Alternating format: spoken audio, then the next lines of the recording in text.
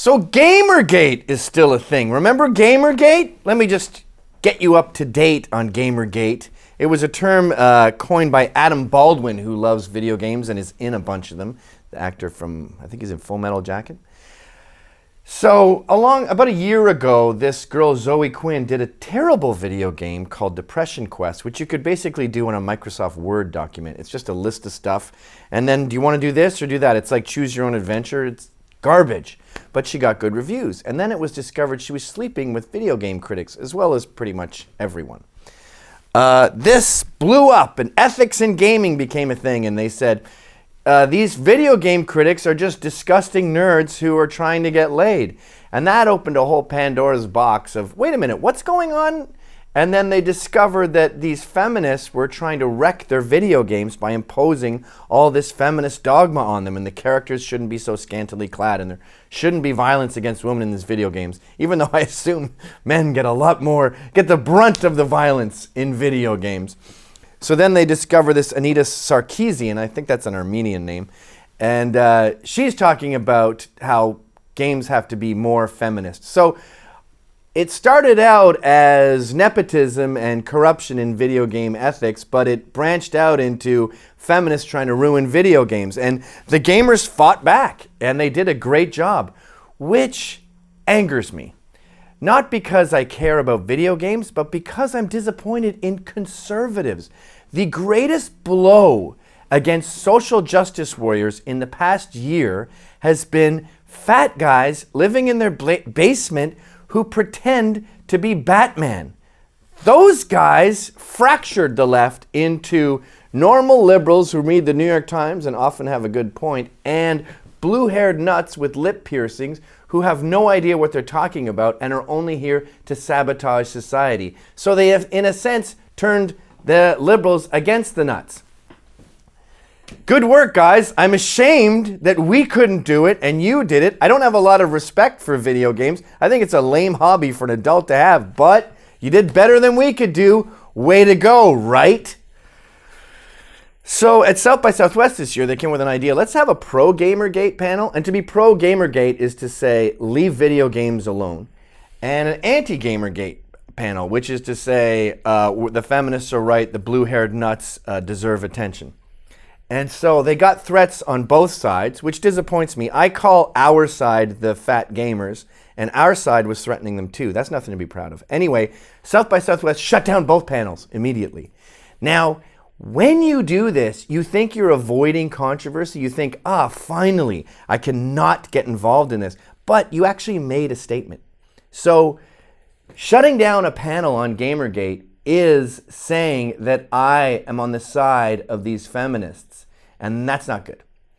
You can't not make a statement, so you might as well join the winning team and be pro-free speech, because you can't not participate. So South by Southwest changed their mind, and they said, okay, we're not canceling them. And the structure they have now is a massive panel of these whinging whiner bitches, one neutral chick, and then one pro-Gamergate, one leave us alone, one pro-liberty free speech chick. One! Mercedes Carrera, the adult film star, whom I have on my show regularly, and she can handle herself. But isn't it fascinating how much we kowtow to this tiny minority of shrill banshees? And make no mistake, I'm not talking about a mob. They say it's mob rule. No, it's about 10 bitches. And you keep seeing them again and again rear their ugly heads. They're honestly like gremlins, but instead of being exposed to sunlight or water, they've been exposed to power. And they just, they're wrecking the blender and they're smashing windows. They don't want to restructure society. They want to wreck it. And we are like the parents in Willy Wonka. We're like Veruca Salt's parents going, oh, can I help you? Oh, should we do a panel? All right, let's have a huge group for you and just one woman to defend your enemies. Let's do it. And these horrible cows, Randy Lee Harper is a great example of them. It's Zoe Quinn, Anita Sarkeesian. Randy Lee Harper is this really ugly, fat mess head who took a failed career in tech and converted it into a successful career in fighting cyberbullying. Even though her past was all cyberbullying, she decided, as a bully, I know firsthand what it's like to bully, so I should run this committee. And it works. That's the amazing thing about this.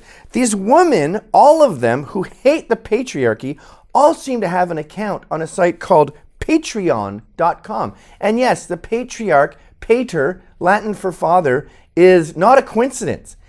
This site is where this tiny handful of bitches go to beg for money from the patriarchy. They say we hate men, and then they beg men for money. And men are such pussies, including conservatives. They go, oh, okay, here's some money. And they live off this money. We pay them to bitch at us. What is this, an S&M club?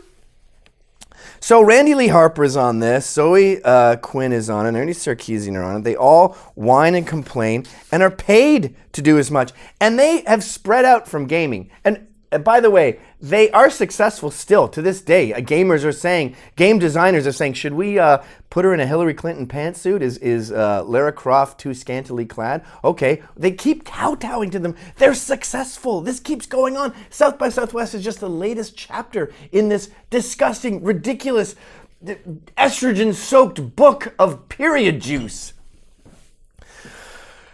There's some girl who did a Tumblr. This is just a random example of what's going on here. So this girl, she's just a little Mexican chick. Paige Paz, I think is her name.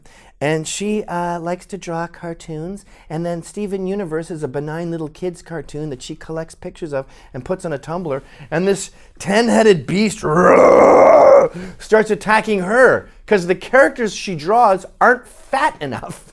And they harass her until she tries to kill herself. Here she is just out of the hospital.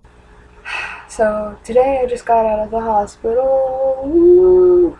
Then they get bored of her because she's already dead in their minds. Oh, we already made her kill herself. That was pretty good. Then they go over. There's this ridiculous thing I'm embarrassed to know about called Elora's Cave. And it's a publisher that does fan fiction and erotica, 50 Shades of Grey stuff, but even more absurd, like poltergeist sex and ghost S&M. And these ugly fat chicks, just like the 50 Shades of Grey woman, write these stories and they publish them through Elora's Cave. And the woman is on their side. She's trying to make them money. And they go, we're not making enough money. We're not making enough money from our Patreon handouts and these crappy books we write about S&M and outer space. Give us more money. Then they're trying to shut her down. And she's like, I'm on your side, you 10-headed wildebeest. Then Anne Rice pokes her head in and goes, what's going on here? You wrote some fiction books and you want to get rich? Your books suck.